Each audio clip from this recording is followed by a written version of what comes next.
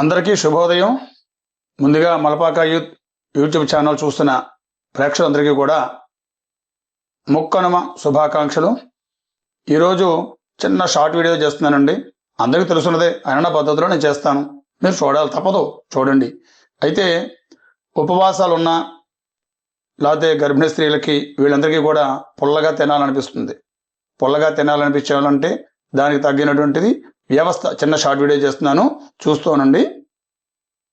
ముందుగా నిమ్మకాయలు బజార్లో చాలా లావుగా ఉన్నవి పచ్చగా పండినటువంటి నిమ్మకాయలు తీసుకొచ్చి శుభ్రంగా కడిగేసి అట్టే పెట్టానండి. చూశారు కదా నిమ్మకాయలు. ఆ నిమ్మకాయలని ఒక 20 కాయలు తీసుకొచ్చానండి. 15 కాయలు ముక్కలు తరిగేసి ఉప్పులో పోసాను. ఒక 5 కాయలు రసం తీసి పిండాను.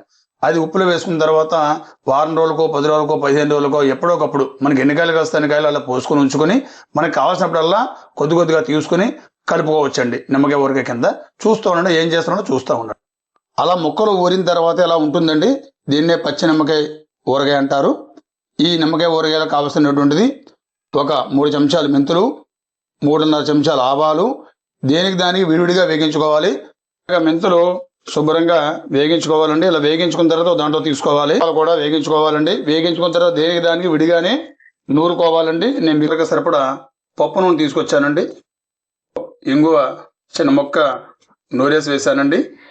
ఈ నిమ్మకాయలో మనం ఆల్రెడీ ఉప్పు వేసి ఉంచుకుంటాం కాబట్టి ఇప్పుడు ప్రత్యేకించి ఉప్పు వేయక్కర్లేదండి. నేను ముందుగా ఆడుకున్నటువంటిది ఆవాలు మెంతులు వేగించి పొడిగా వేగించిన పొడి ఇందులో వేసానండి మిశ్రమాన్ని.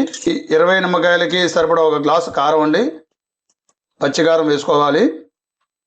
కాచి ఉంచుకున్న ఇంగువ నూనె కూడా అండి, పప్పు నూనె ఇంగువ నూనె కాచి చల్లార్చింది కూడా వేసుకోవాలండి ఇందులోను.